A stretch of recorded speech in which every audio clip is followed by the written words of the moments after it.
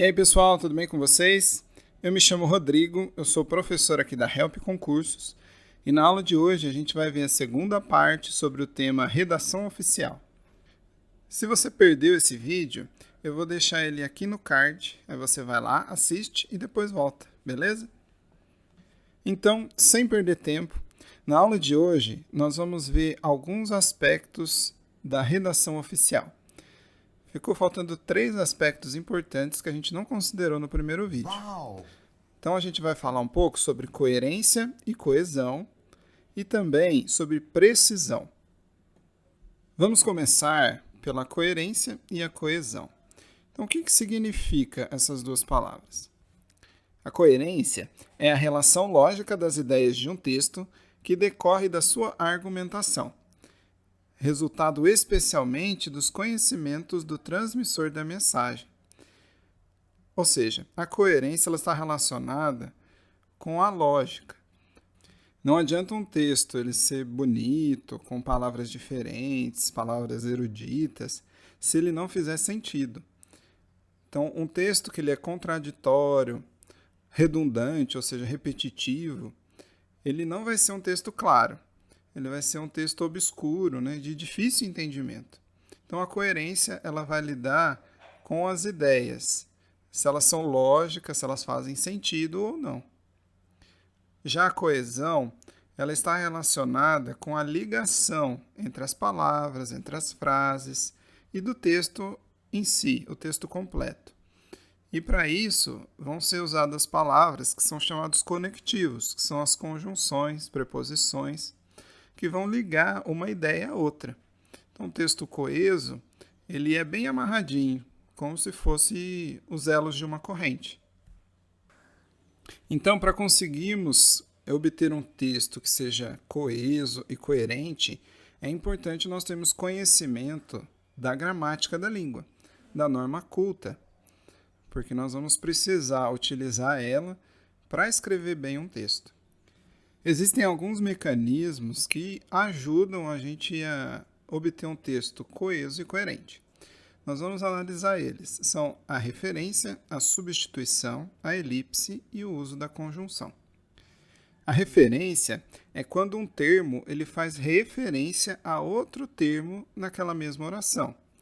Esse termo ele pode já ter sido falado antes, que quando isso acontece se chama anáfora, ou então, essa referência ela pode estar mais à frente, alguma palavra que ainda vai ser dita, e aí vai se chamar catáfora. Para a gente entender melhor, vamos ver alguns exemplos. A primeira frase diz assim: o deputado evitou a instalação da CPI da corrupção. Ele aguardou a decisão do plenário. Preste atenção aí na segunda frase, que a palavra ele, ela faz referência à palavra deputado. Eu poderia muito bem escrever assim: o deputado evitou a instalação da CPI da corrupção. Ponto. O deputado aguardou a decisão do plenário. Mas isso deixaria o texto cansativo, Se você ficasse sempre repetindo a mesma palavra, vez após vez, seria repetitivo demais. Por isso eu substituo a palavra deputado na segunda frase pelo pronome pessoal ele. Assim o texto fica mais coeso. Vamos ver agora o segundo exemplo. O TCU apontou estas irregularidades: a falta de assinatura e de identificação no documento. Aqui acontece a catáfora, que é quando um termo, uma palavra, ela se referencia a outra mais à frente. Então, a palavra estas irregularidades se refere à falta de assinatura e identificação no documento. Então, ele já antecipou algo que ele iria falar mais à frente. Isso também deixa o texto mais coeso. Agora, a substituição é quando eu troco uma palavra por outra correspondente, que tem o mesmo valor, para evitar a repetição. Então, por exemplo, o presidente assinou o acordo. O chefe do Poder Executivo Federal propôs reduzir as alíquotas. Então aí, em vez de ficar repetindo 2 vezes a palavra presidente, ele usou o termo o chefe do Poder Executivo Federal, que é a mesma coisa que presidente. Agora, no segundo exemplo, diz assim: o ofício está pronto. O documento trata da exoneração do servidor. Novamente, em vez de repetir a palavra ofício, ele inverteu e colocou a palavra documento. O ofício é um tipo de documento, então pode-se trocar essas palavras. Isso também evita a repetição. E a elipse? A elipse é quando você omite um termo que ele está subentendido pelo seu contexto. Então, nesse caso, a gente vai retirar uma palavrinha e vai colocar só uma vírgula para mostrar que ali era o lugar dela. Vamos ver o exemplo. O decreto regulamenta os casos gerais. A portaria, os particulares. Nesse caso, foi retirado o verbo regulamenta aí na segunda oração. Deveria estar assim: a portaria regulamenta os particulares. Mas aí ele retirou, porque não havia necessidade de ficar repetindo aquela palavra. A elipse é uma estratégia muito boa para se utilizar na redação oficial, mas deve ser utilizada com cuidado. Nós não devemos ficar retirando do texto algumas palavras que elas são importantes, porque se você utilizar esse meio, indiscriminadamente, pode acontecer de você alterar o sentido do texto, E isso pode tornar o seu texto ambíguo, com uma dupla interpretação. E a última estratégia que nós podemos utilizar para deixar o nosso texto mais coeso é utilizando as conjunções.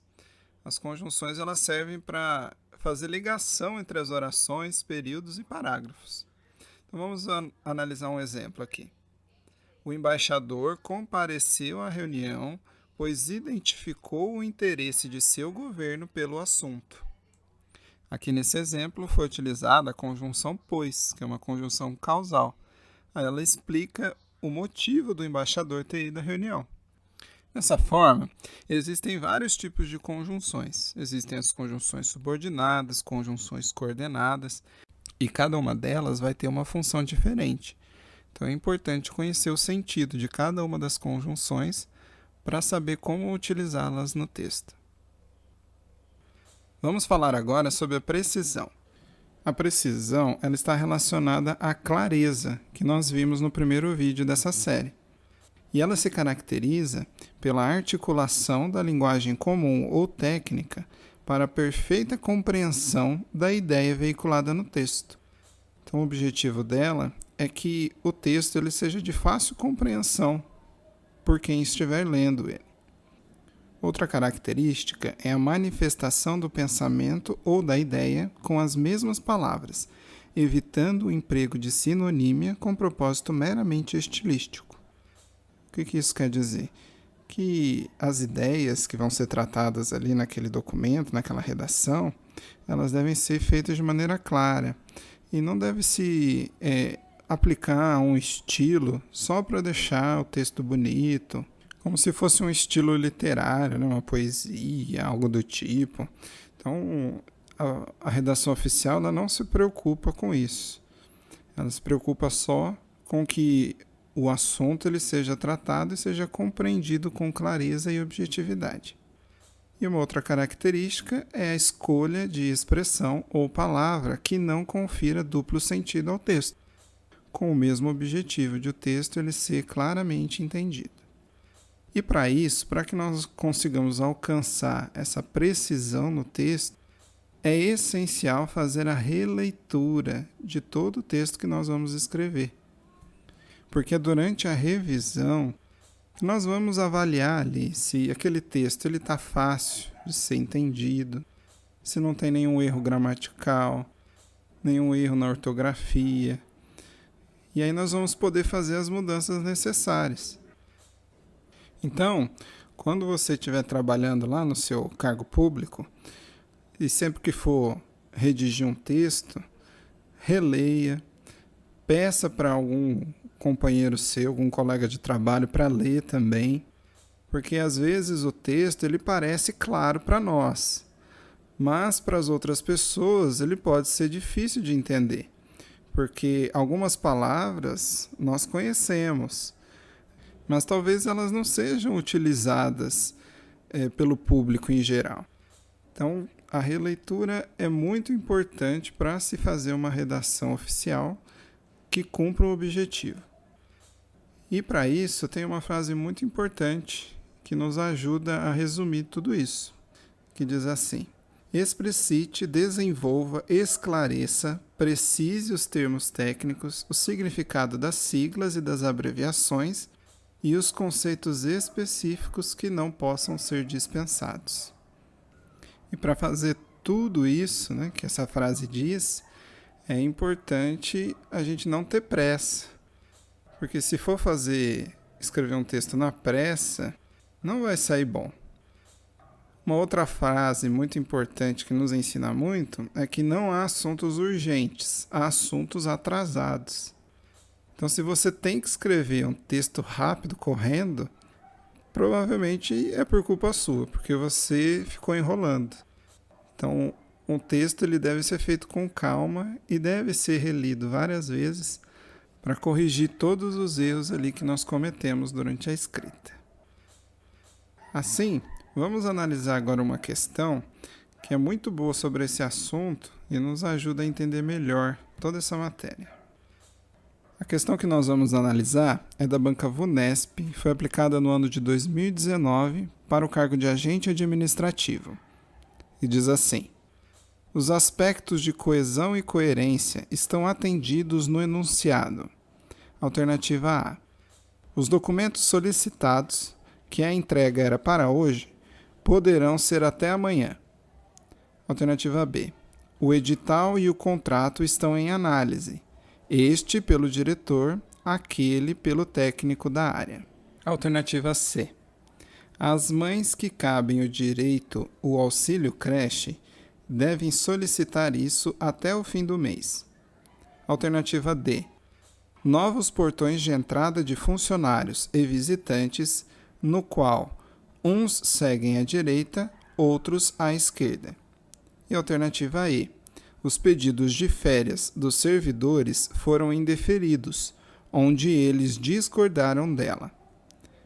Para um pouquinho, lê de novo as alternativas e vê aí qual delas está correta. Beleza? Então, a alternativa correta para essa questão é a alternativa B. Em todas as outras alternativas existem erros gramaticais. Vamos analisar cada uma delas. Na alternativa A, ele inverteu a ordem dos termos aí nessa frase. E isso provocou um erro de concordância. Se você passar a frase para a ordem direta, ela fica assim: a entrega dos documentos solicitados, que era para hoje, poderá ser até amanhã. Então, em vez de poderá, ele colocou poderão. E isso invalida a questão. Já na alternativa B, nós vemos um exemplo perfeito de referência, que foi o que nós aprendemos no vídeo de hoje. Aí o pronome este, ele está se referindo à palavra contrato. E o pronome aquele se refere à palavra edital. O uso desses pronomes deixou essa frase mais coesa. Agora, na alternativa C, nós vemos claramente o exemplo de uma frase que não é coesa. Parece que os termos ali estão meio que jogados, Não estão muito bem conectados. Então, uma forma de se reescrever essa frase seria assim: as mães a que cabe o direito ao auxílio creche devem solicitar este até o fim do mês. Então, reescrevendo assim, com certeza ficaria bem melhor. E na alternativa D, diz assim: novos portões de entrada de funcionários e visitantes, no qual uns seguem à direita, outros à esquerda. Tá bom, quem que vai para a direita e quem que vai para a esquerda? Não tem como saber, A frase ficou muito confusa. Então, está longe de ser clara essa frase, por isso que ela está errada. E na alternativa E, diz assim: os pedidos de férias dos servidores foram indeferidos, onde eles discordaram dela. Tá, discordaram dela quem? Não é da palavra férias, porque ela é plural. E além disso, eles não discordaram das férias, discordaram dos pedidos que foram indeferidos. Então essa frase está errada. E um outro erro também é que o termo onde, ele não está se referindo a lugar. Então é um uso incorreto dele. O correto então seria nos quais eles discordaram. Assim, chegamos ao final da aula de hoje. Se você gostou, dá um like, se inscreve no canal e ativa o sininho para você não perder os melhores materiais sobre concursos públicos.